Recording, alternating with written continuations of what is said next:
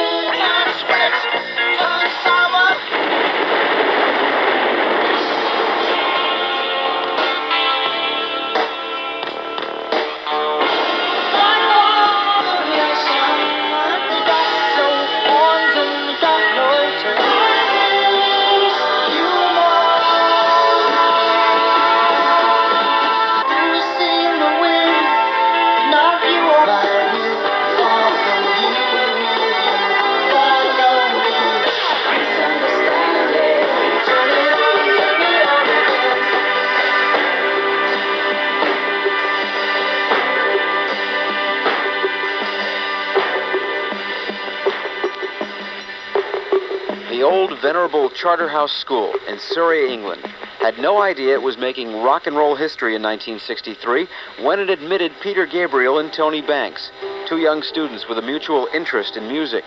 Together with two younger classmates, Mike Rutherford and Anthony Phillips, they would soon form a rock group. That group would sell millions of records worldwide, but they would also dazzle audiences with stunning theatrical performances based on a bold musical vision evolving through 12 brilliant albums. That group would be called Genesis.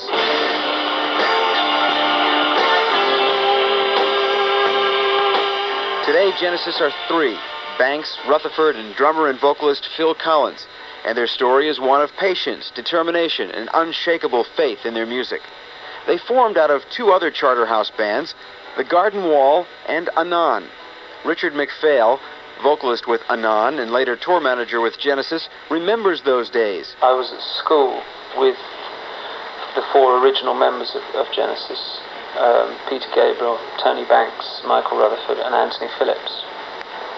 In fact, I was a singer in a group called Anon with Anthony Phillips and Michael Rutherford. And what eventually happened was that Rutherford and Phillips formed a group with Peter Gabriel and Tony Banks, which was basically the beginning of Genesis, and this was in 1966. And they rehearsed and performed as amateurs. Genesis made their first LP when the oldest member was just 17, but it was a false start. Produced by Jonathan King, From Genesis to Revelation sold a mere 600 copies. It was an inspired suggestion of what was to come, and the band did learn from the experience. Tony Banks. We were still at school and we made demo tapes at Charterhouse, yes, the original group, which culminated in one LP called From Genesis to Revelation. But they taught us quite a lot about writing music. In those days, we really were just trying to write music that sounded like other people, with an aim for them to record it. In 1969, Genesis retreated to a country cottage owned by the MacPhails. They all decided to drop everything they were doing, colleges and universities and various things, for a year, and try going professional and seeing what happened. And at that time, that's when I got involved with them as what became their tour manager. We all went to live in a cottage in the country, about 30 miles south of London, where many hours of rehearsal went on, and we managed slowly to build up gigs, and it went from there. It was during this period that they began to develop their own style, the unmistakable Genesis sound. That was when we decided to try and write music totally for our own pleasure. Because in England there was quite a sort of big thing then. There were clubs around the place, which, only small numbers of people. I mean, maybe or less than 100, I'm talking about maybe 20, 30 people, maybe less, But with those sort of people, you'd get an audience there, and if they liked you, they would tell their friends, and they would come back next time when you came to the club, and you get that many more people. At early gigs, Genesis were paid as little as £10 a night. They also went through 3 drummers before they found Phil Collins in time to record Nursery Crime in 1971.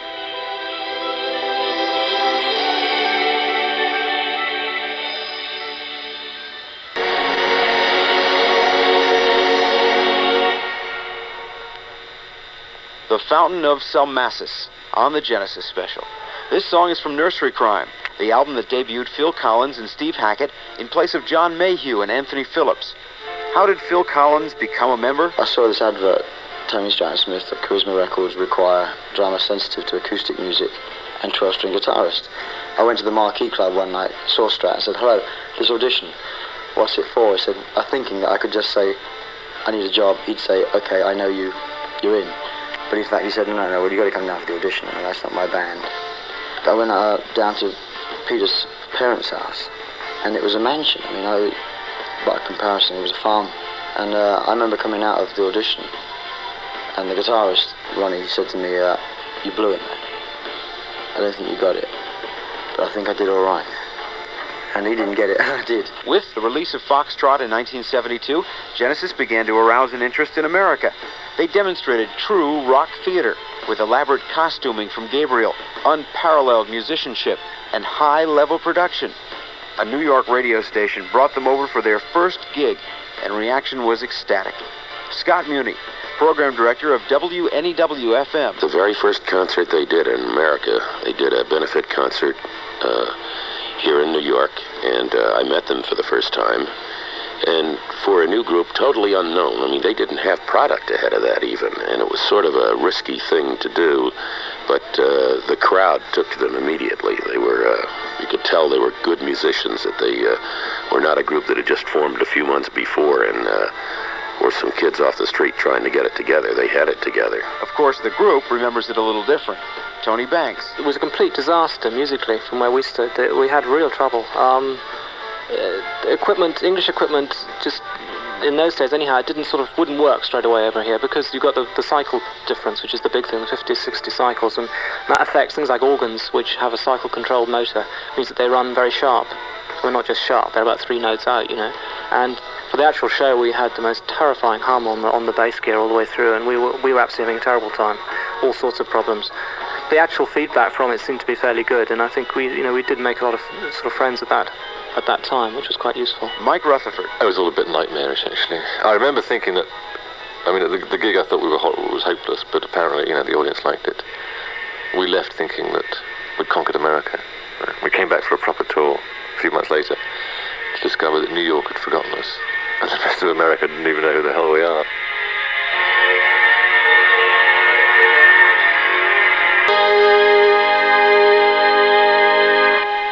Watcher of the Skies from Foxtrot on the Genesis special. Coming up, Peter Gabriel departs as the Lamb lies down on Broadway. The Genesis special with your host Denny Somack returns from the source in a moment.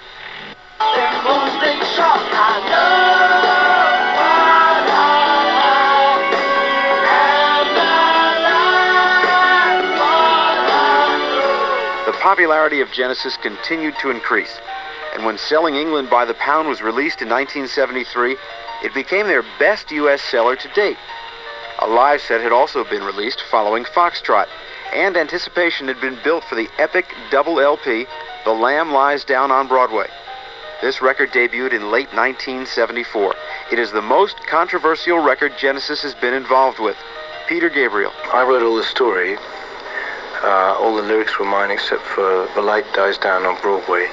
The music was still collaborative.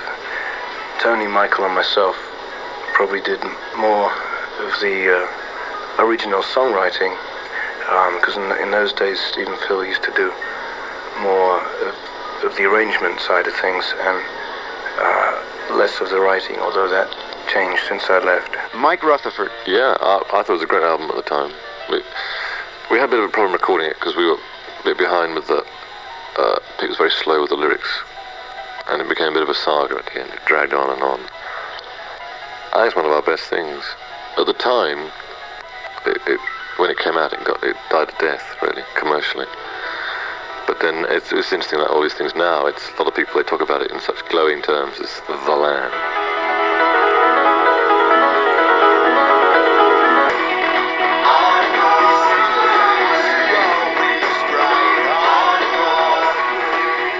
The Lamb Lies Down on Broadway from the album of the same name on the Genesis special.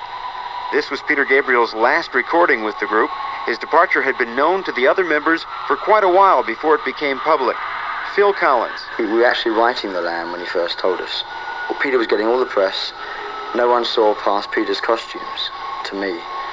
I know the fans probably did, but it was always like, wow, what Peter's got on, as opposed to listen to the music. And I was playing my arse off and people wouldn't know whether I was playing good or bad, and I just felt frustrated. Mike Rutherford. Well, it happened over quite a long time period. It was all through the 75 touring. That was like about 6 months touring. He said he was going to, and we thought, well, we'd probably persuade him by the time we finished the tour not to. So when he actually finally got into the tour and he was definitely off, it wasn't a surprise. We talked about it. Peter Gabriel. The news dribbled out, really, because I decided in November 74 to leave, and it wasn't announced until summer 75. The band were initially fairly worried about what would happen. They thought that I might destroy the band, which I didn't feel I would, and quite the reverse has proved to be the case. So, but at the time, they asked, that as I was going to leave and sort of jeopardize what they were doing, that I should do one more tour with them, which I did, and give them enough space to form some new identity with which they could carry on. Peter sent a letter to the English music paper Melody Maker in order to explain his departure. It's just I felt that often with interviews I feel inarticulate, and I come away thinking, well, I wish I could have said that better, or I didn't really mean that, and so as a lot of people that were into the band were really so fanatical about it, I thought the least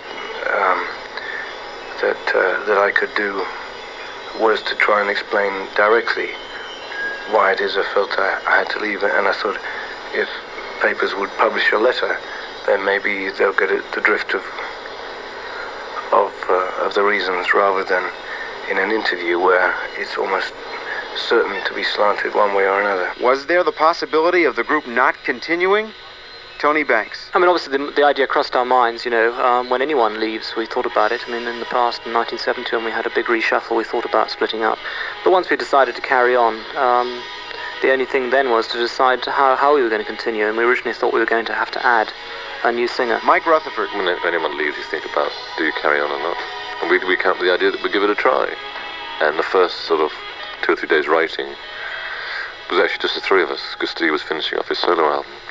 And it sounded so strong then, we never really looked back, I think, from that moment on. Phil Collins. Contrary to what Mike said, I never thought that we'd stop. When Peter said he was leaving, it was more, I was frightened of what other people would think. Coming up next, the beginning of a new era with a trick of the tail.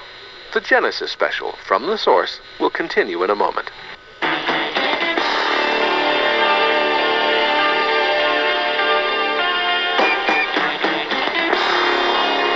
In 1976, Genesis debuted A Trick of the Tail. Of course, since this was the first album without Peter Gabriel, there was much anticipation. Tony Banks. Well, I think A Trick of the Tail was a very accessible album, and I think it was well within the Genesis tradition, and I think that we didn't lose many people between those two albums in many ways, but we did gain a lot of people. I mean, for a lot of people, Peter represented some of the, particularly on stage, more bizarre element of the band. And so I think with Peter leaving, a lot of people reassessed us at that point, and that was quite useful. For a review of A Trick of the Tail, here is rock reporter Bill Fantini. Released in the spring of 1976, A Trick of the Tail was supposed to be the end of the line for Genesis. 9 months earlier, Peter Gabriel had quit, and already the English music weekly Melody Maker was mourning the death of Genesis. Melody Maker, as well as a lot of other fair-weather friends, had to eat those words, however, when A Trick of the Tail, the group's 8th album, went on to outsell all previous Genesis LPs. More important, A Trick of the Tail proved Genesis was still alive and well and making some of their best music since Foxtrot. Moving into the lead vocal spot like a seasoned pro, drummer Phil Collins not only sounded remarkably like Peter Gabriel, he displayed in his singing a personality and depth of emotion that transformed songs like Squonk, the explosive Dance on a Volcano, and the gentle ballad Entangled from clever art rock exercises into evocative flights of dramatic fantasy. The big instrumental finish, Los Endos, showed that adversity had actually drawn the group together even tighter as a performing unit and musical family. Peter Gabriel's departure did not mean the end for Genesis, but A Trick of the Tail was certainly an auspicious new beginning. Thought of life in no city of gold. He left to let nobody. The title song from A Trick of the Tail. This album surprised those who thought Genesis would have trouble finding a new singer. The band auditioned a lot of people, but what they were looking for was already there. Producer David Henschel. So we actually started recording the album without having a singer, which is a bit shaky at the best of times.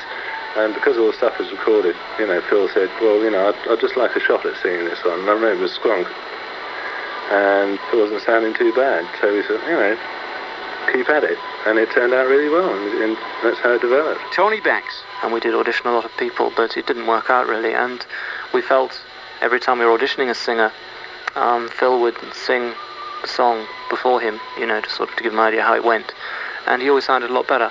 And so, that was why we ended up using him. Phil Collins. Well, the first thing I did was Squonk. I remember it very distinctly because I went down in the studio and Mike had written this melody, and it was a very awkward tune. It got up and down, and then suddenly, I just sort of, like father, like son, it was like a sort of bluesy type vocal.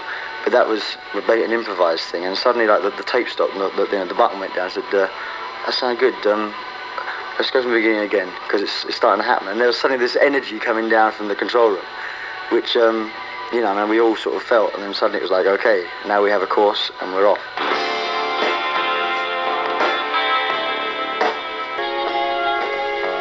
Squonk on the Genesis special. The audience grew even bigger than before, and by the time 1976 was over, they had released Wind and Wuthering. A look at that, more personnel changes, and a glimpse into the future during Hour 2 of the Genesis special. Once again, your host, Denny Somack.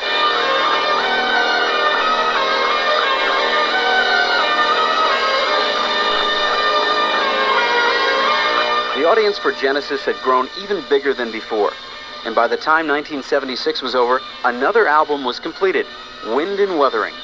For a review of that album, here is Source correspondent Cindy Drew. Genesis had no sooner said goodbye to Peter Gabriel's Ghost with A Trick of the Tail when 9 short months later they released Wind and Wuthering, an album of long conceptual works, hearkening back to the very same era they were supposed to be leaving behind. Even Tony Banks described the Wind and Wuthering album as Foxtrot 4 years on. Probably the most underrated of the post-Gabriel LPs, Wind and Wuthering was certainly an embarrassment of riches. With the exception of Tony's grand orchestral ballad Afterglow and an offbeat instrumental that sounded like Los Endos Part 2, no track on the album clocked in at under 5 minutes. The mini-operatic flow of both 11th Earl of Mar and the TV news takeoff Blood on the Rooftops also recalled the mighty epic sweep of those Foxtrot favorites Watcher of the Skies and Get 'Em Out by Friday. The big difference between the two albums was not Gabriel, but the band's first top 40 smash, a dramatic Mike Rutherford tearjerker called Your Own Special Way. AM radio now greeted Genesis with open arms, and considering the success of later singles like Follow You, Follow Me and Misunderstanding, it was the start of a long and beautiful friendship.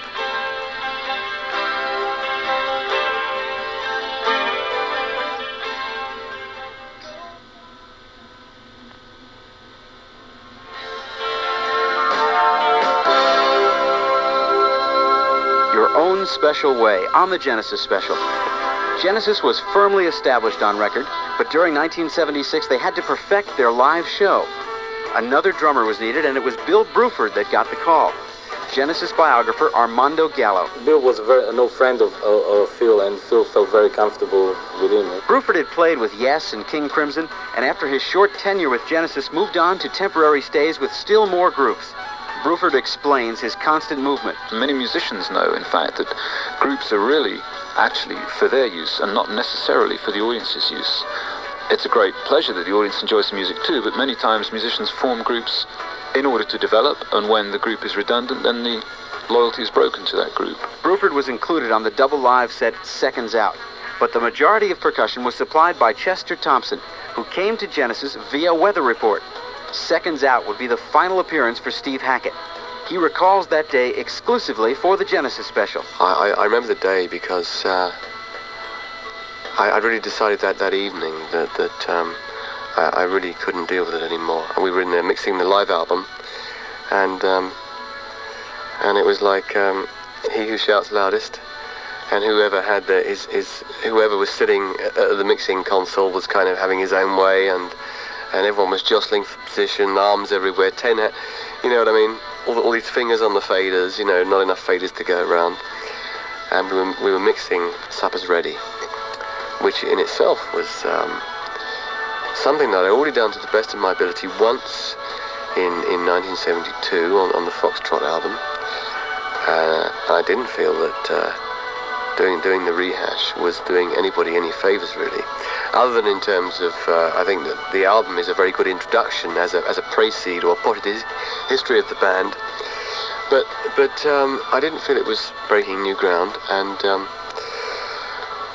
at that point I really felt that I had to move on. And I remember just going out for lunch with my family, funnily enough, my brother and mother, and saying to them, I've left the band. I've just decided this is it. This is enough. And we went and had a meal and celebrated. Mike Rutherford also has a few comments on Steve Hackett's departure. When it actually happened, in fact, it was almost a relief when he rang me up that day, because we'd sensed he wasn't as committed as we were. And when you get that, you'd much rather someone left and hung around with sort of, you know, it just creates problems. For a review of Seconds Out, here is Source correspondent Dave Newman. Seconds Out marks the closing of still another chapter in the Genesis story. Issued in late 1977, shortly after Steve Hackett decided to seek his fortune as a solo artist, this double album features Steve's last concerts with the band, recorded earlier that year in Paris, with guest drummer Chester Thompson. The problem with Seconds Out, as with any live album, is two-dimensional. You can't see spectacular theatrical effects. The Boeing 747 landing lights hung over the stage, the lasers beam skyward during Supper's Ready, or the Irish jig Phil Collins does during his tambourine solo on I Know What I Like. But you do get your money's worth with a brilliant Steve Hackett solo on Firth of Fifth. 12 songs going as far back as Nursery Crime, and a breathtaking version of The Cinema Show, with Bill Bruford at the Skins, taken from the '76 tour. Just as they survived the loss of Peter Gabriel, Collins, Banks, and Rutherford would go on to greater triumphs without Steve Hackett. But they would also go on without his evocative, near-mystical style of playing, an important element in the Genesis sound since '71. Seconds Out wasn't just Hackett's last hurrah. It was the end of a marvelous era.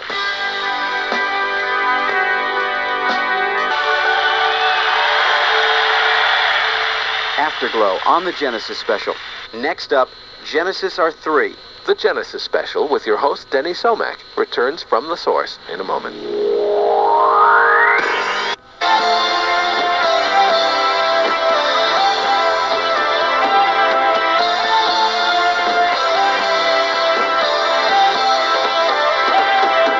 And Then There Were Three, which was released in March of 1978, presented another challenge for Genesis.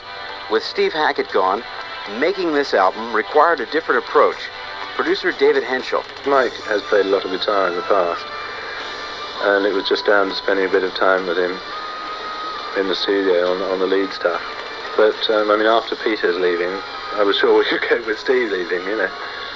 And as I say, Then There Were Three. For a review of And Then There Were Three, here is Source correspondent Steve Feinstein. The first song on the 1978 album, And Then There Were Three, was titled Down and Out. But the wild commercial success of that album, together with the hit single, Follow You, Follow Me, was proof enough that Phil Collins, Tony Banks, and Mike Rutherford were neither down nor out. They had already made it quite clear they weren't quitters on A Trick of the Tail. It was only natural that the three-man Genesis respond to Steve Hackett's defection with a record showing their strength was in music, not in numbers. And Then There Were Three was the band's most popular album to date, and for one very good reason. It was full of clever little melodies that the average rock and roll Joe could sing in the shower or whistle while he worked. It was no big secret by now that Genesis could play rings around just about every other art rock outfit on the planet.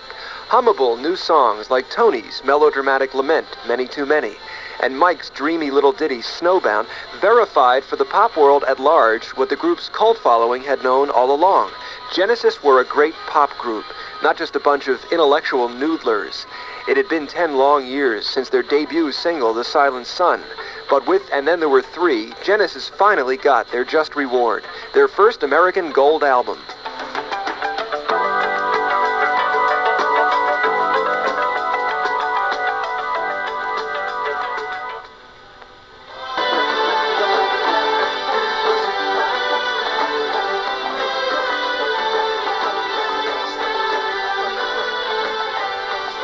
Follow You, Follow Me on the Genesis special. This song was a big single in both England and America. Tony Banks. Many times in the past we've thought we've written something that could be a hit single, and we've been proved completely wrong. Partly the reason for that is because the way we record music is we record it to please ourselves, and the whole arrangement and production is done that way.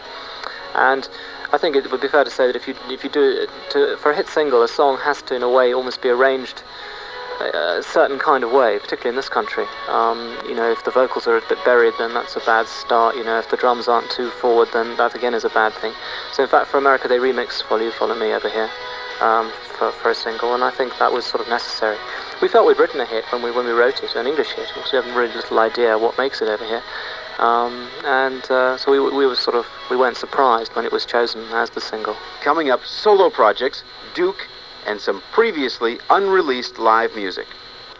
We're pulling into...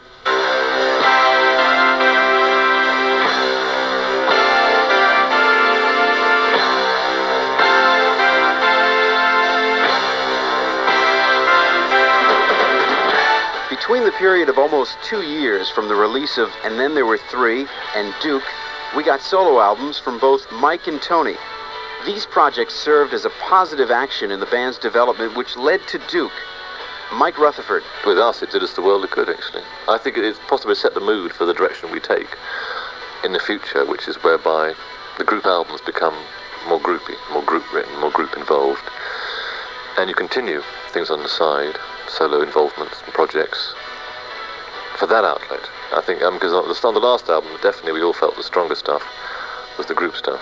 Phil Collins. Tony and Mike did their solo albums and came back, giving that having given them strength for the group, because you realise what a group is. I mean, if you don't want to compromise your ideas, then don't be in a group. I mean, Tony has an amazing chord sense. I like playing along with that, and I like the bouncing off each other, which you don't get with song groups. That overrides anyone in it, which is why we can make an album, and Chester and Darryl, although they're spiritually in the band as well now, because they've been around for 2 or 3 years, they can come in and play it. There's a strong chemistry, and I think the chemistry is more important.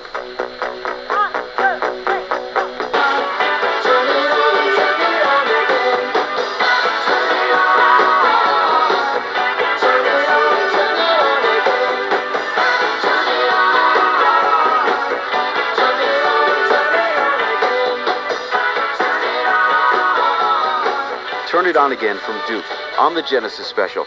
Tony Banks has some comments on that album. Well, at one point we were going to join together all the group compositions on the album. We're going to be one long song, but we decided, for a variety of reasons, to keep them separate. One was that we felt that the album wouldn't be so well balanced if you had all the individual tracks on one side.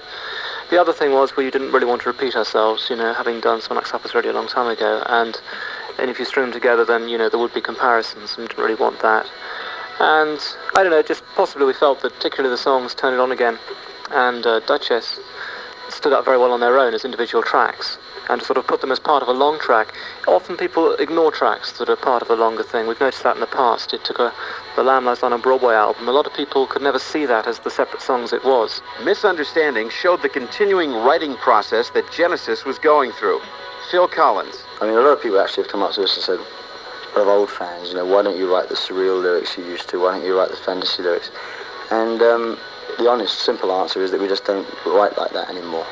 I'm much more direct. I'm much more interested in having a conversation lyrically than pretending.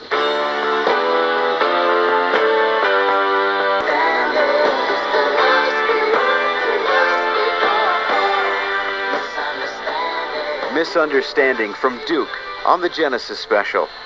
The 1980 Genesis tour was well received, and when some groups were experiencing difficulty in filling large halls, Genesis was having no problems. Here is One for the Vine, recorded during the 1980 Genesis World Tour.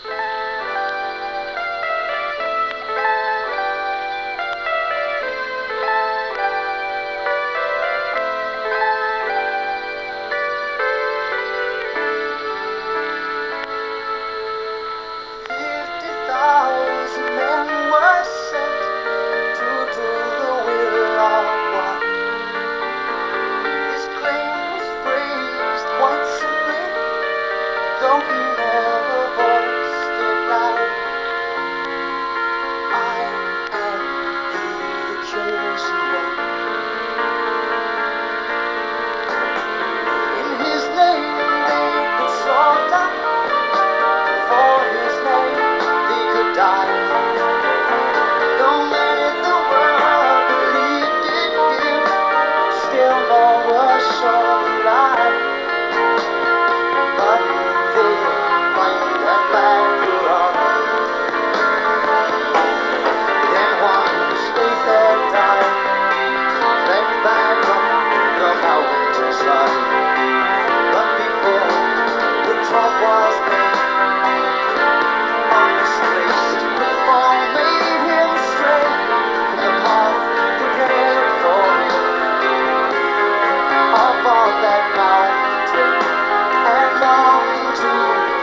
wilderness of ice. This unexpected vision, it made him stand and shake with fear.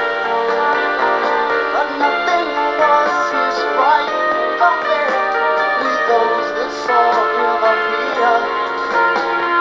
Terror filled their minds with awe.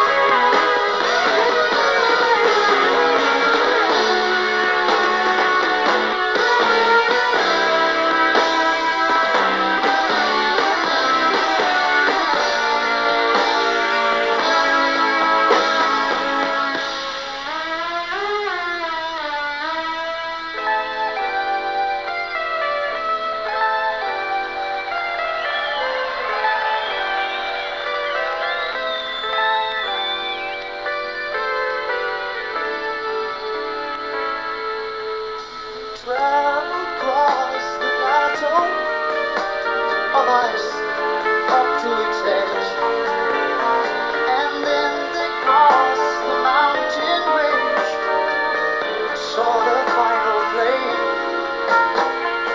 Still he urged his people on.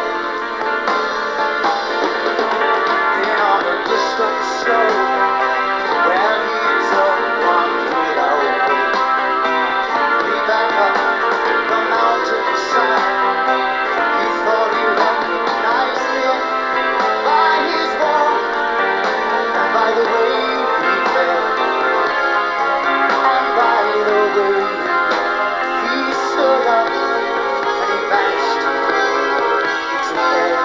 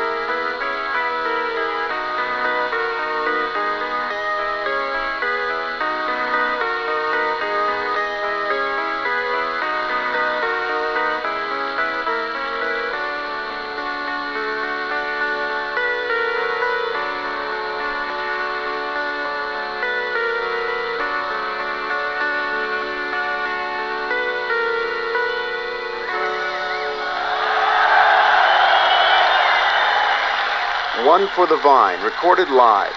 Coming up, the conclusion of the Genesis special. This is KZOK. We're about to put the wraps on a pretty fine special tonight. Let's do it. This is the last part of the Genesis special tonight.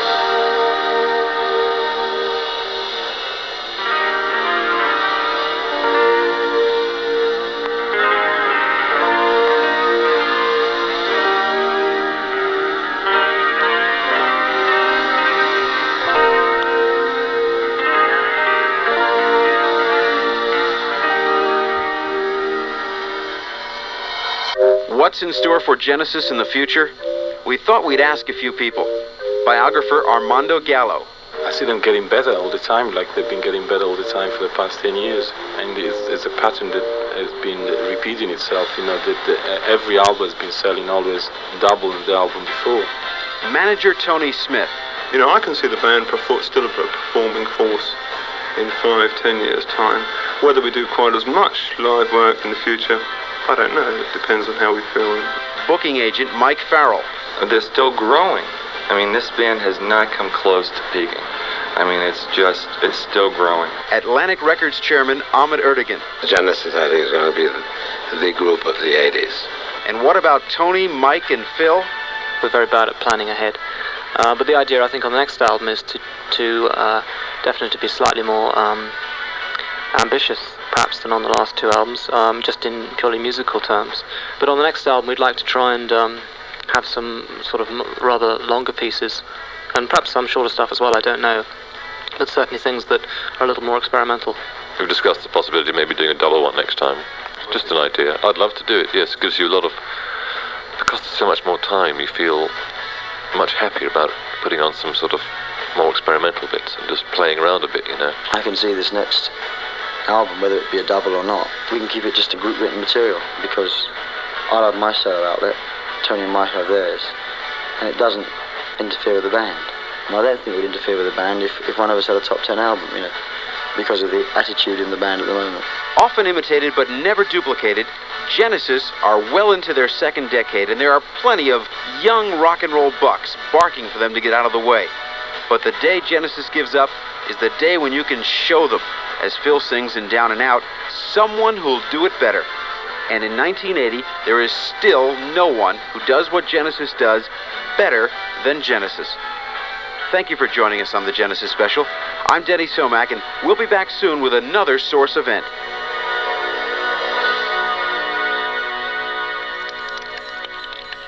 The Genesis Special was written by Denny Somack, with contributions from Dave Frick, Robin Katz, and Dan Formento. Special thanks to Ahmed Erdogan, Tony Smith, Gail Colson, Mike Farrell, Scott Muni, and Walter O'Brien for their participation in the show. The technical director was R.D. Steele. Production assistance from Masters by Johnson, and program consultant John McGann. I'm Gary Bridges. The Genesis Special was produced by Denny Somack and Sean McKay for Denny Somack Productions as an exclusive presentation of The Source.